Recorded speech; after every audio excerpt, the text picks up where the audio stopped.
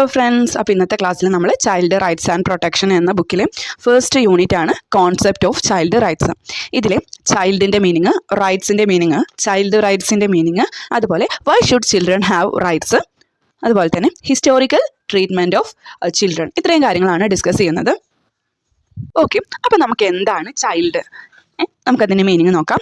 A child is A human being between the stages of birth and puberty or between the developmental period of infancy and puberty. Child എന്ന് പറയുന്നത് എന്താണ്? Human being ആണ്. ആ ഒരു ചൈൽഡിൻ്റെ stage എന്ന് പറയുന്നത് between the stages of birth and puberty, പ്യൂബർട്ടിയുടെയും അതുപോലെ ബർത്തിൻ്റെയും ഇടയിലുള്ള ഒരു സ്റ്റേജിനെയാണ് നമ്മൾ ചൈൽഡ് എന്ന് പറയുന്നത്. അല്ലെങ്കിൽ or between the developmental period of infancy and puberty, ആ ഒരു ഡെവലപ്മെൻറ്റൽ പീരിയഡ്, ഇൻഫാൻസിൻ്റെയും അതുപോലെ പ്യൂബർട്ടിയും ഇടയിലുള്ള ഒരു ഡെവലപ്മെൻറ്റൽ പീരിയഡിനെയാണ് നമ്മൾ ചൈൽഡ് എന്ന് പറയുന്നത്. Child is an important national asset for a country and the future of every country depending on the maturity and growth of its children. ഒരു രാജ്യത്തിൻ്റെ ഒരു കുട്ടി എന്ന് പറയുന്നത് എന്താണ്? ഒരു നാഷണൽ അസേർട്ടാണ്. ഒരു കൺട്രിയുടെ അല്ലെങ്കിൽ ഒരു പ്രധാന ദേശീയ സ്വത്താണ് ഒരു കുട്ടി എന്ന് പറയുന്നത്. ആ ഒരു കൺട്രിയുടെ ഭാവി എവിടെയാണ്? ഒരു കുട്ടിയുടെ മെച്യൂരിറ്റിയിലും അതുപോലെ ഗ്രോത്തിനെയും ഡിപ്പെൻഡ് ചെയ്തിരിക്കുന്നു. പ്രസൻ്റ്ലി അല്ലെങ്കിൽ currently the primary goal of our culture is to protect children from all forms of neglect and violence. ഇപ്പോഴത്തെ നമ്മുടെ പ്രൈമറി ഗോൾ എന്താണ്? നമ്മുടെ കൾച്ചറിൻ്റെ എന്താണ്? പ്രൊട്ടക്റ്റ് ചെയ്യുക, കുട്ടികളെ പ്രൊട്ടക്റ്റ് ചെയ്യുക from all forms of neglect and violence, എല്ലാ തരത്തിലുള്ള അക്രമങ്ങളിൽ നിന്നും അവഗണനകളിൽ നിന്നും കുട്ടികളെ പ്രൊട്ടക്റ്റ് ചെയ്യുക എന്നുള്ളതാണ് പ്രൈമറി ഗോൾ എന്ന് പറയുന്നത്. In past, there have been many cases of child exploitation such as rape, marriage, underfeeding, verbal abuse, child batteries, child prostitution, child labor, etc.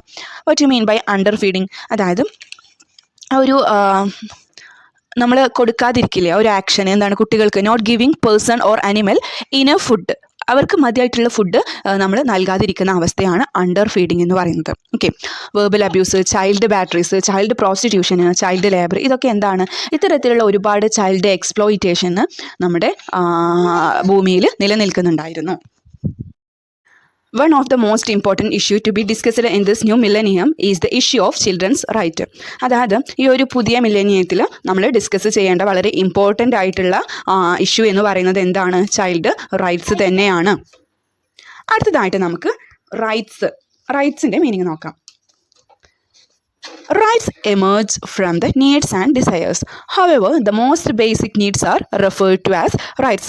എന്താണ്? ആവശ്യങ്ങളിൽ നിന്നും ആഗ്രഹങ്ങളിൽ നിന്നുമാണ് റൈറ്റ്സ് എമേർജ് ചെയ്യുന്നത്. എന്നിരുന്നാലും ദ മോസ്റ്റ് ബേസിക് നീഡ്സിനെയാണ് നമ്മൾ rights എന്ന് റെഫർ ചെയ്യുന്നത്. Without fulfilment of the basic needs A child's normal development cannot take place. അതായത് അടിസ്ഥാന ആവശ്യങ്ങൾ നിറവേറ്റാതെ ഒരു കുട്ടിയുടെ ബേസിക് ആയിട്ടുള്ള നീഡ്സ് ഫുൾഫിൽമെൻറ്റ് ചെയ്യാതെ എന്ത് സാധ്യമല്ല? ഒരു കുട്ടിയുടെ നോർമൽ ഡെവലപ്മെൻറ്റ് സാധ്യമല്ല. Rights are considered as fair and just for a person to have. Rights and responsibilities go together. Needs are not linked to responsibilities. Rights have a framework for rules and laws. In case of needs, one cannot seek legal action. അടുത്തത് child റൈറ്റ്സിൻ്റെ meaning നോക്കാം. The most basic needs of children are referred to as rights. ഒരു കുട്ടിയുടെ most basic ആയിട്ടുള്ള നീഡ്സിനെയാണ് നമ്മൾ rights എന്ന് പറയുന്നത്. The child rights refer to the fundamental freedoms and protection that every child is entitled to, regardless of their race, religion, or nationality.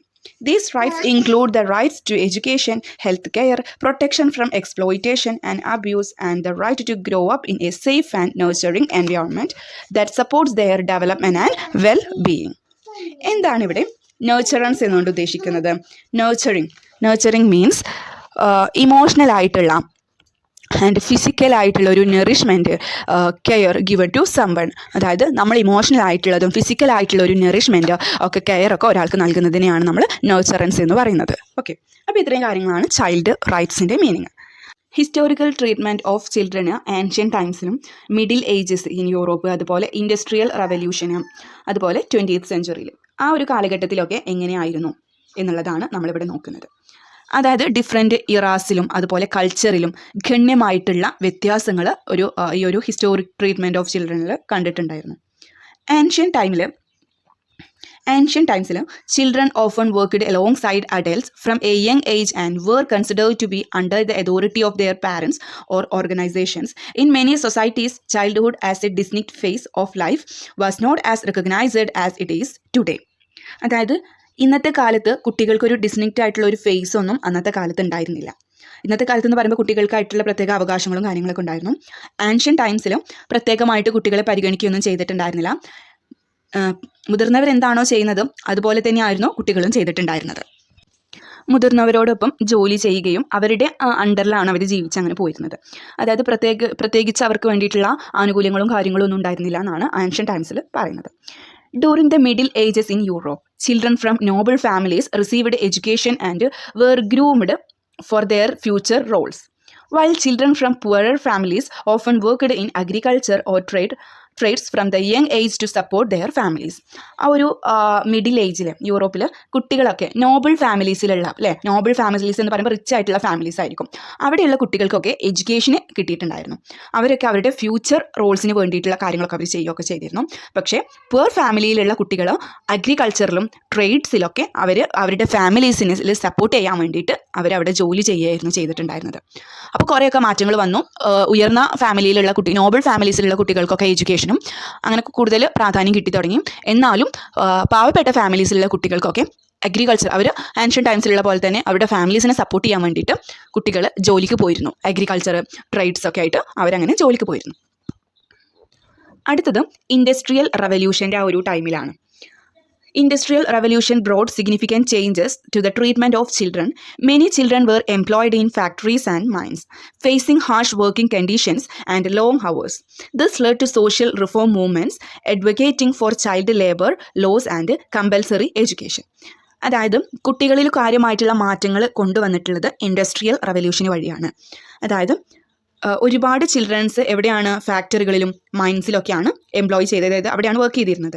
അവിടെ ഒരുപാട് long അവേഴ്സായിട്ട് അവർ പണിയെടുക്കുകയും ഒരുപാട് ഹാഷായിട്ടുള്ള കാര്യങ്ങൾ അവർ ഫേസ് ചെയ്യേണ്ടി വന്നിട്ടുണ്ട്. ഈ ഒരു കാര്യമാണ് ഒരു സോഷ്യൽ റിഫോം മൂവ്മെൻറ്റിലേക്ക് നയിച്ചിട്ടുള്ളത്. കുട്ടികൾക്കായിട്ടുള്ള നിയമങ്ങളും അവർക്ക് നിർബന്ധമായിട്ടും എഡ്യൂക്കേഷൻ നൽകണം എന്നുള്ള പോളിസിയൊക്കെ വന്നു തുടങ്ങിയത് ഈ ഒരു റവല്യൂഷൻ, ഇത് ഇൻഡസ്ട്രിയൽ റവല്യൂഷൻ എന്ന് പറയുന്ന ഒരു സമയത്താണ്. അടുത്തതായിട്ട് 20ാം നൂറ്റാണ്ടോടുകൂടി In more recent history, particularly in the 20th century, there has been a growing recognition of children's right and welfare. The United Nations Convention of the Rights of the Child, UNCRC, adopted in 1989, outlines children's right to protection, provision, and participation in the decisions that affect them. Overall, the treatment of children have evolved over time, influenced by cultural norms, economic factors, and changing societal attitudes toward childhood and child development. അതായത് ഈ ഒരു സമീപകാലത്താണ് 20ാം നൂറ്റാണ്ടോട് കൂടി കുട്ടികളുടെ അവകാശങ്ങളിലും അവരുടെ ക്ഷേമത്തിനൊക്കെ വേണ്ടിയിട്ടുള്ള ഒരു മാറ്റങ്ങൾ വന്നു തുടങ്ങിയത്. എന്തുമൂലമാണ്? The United Nations convention on the rights of the child 1989. ഇതോടുകൂടി child rights to protection, provision and participation in decisions that affect them, അവരുമായിട്ട് ബന്ധപ്പെട്ട എല്ലാ റൈറ്റ്സും കാര്യങ്ങളൊക്കെ ചിന്തിക്കാൻ തുടങ്ങിയതും അവർക്ക് വേണ്ടിയിട്ട് ഒരുപാട് കാര്യങ്ങൾ മുന്നോട്ട് വയ്ക്കാൻ തുടങ്ങിയതൊക്കെ ഈ ഒരു 20th സെഞ്ച്വറിയോട് കൂടിയാണ്.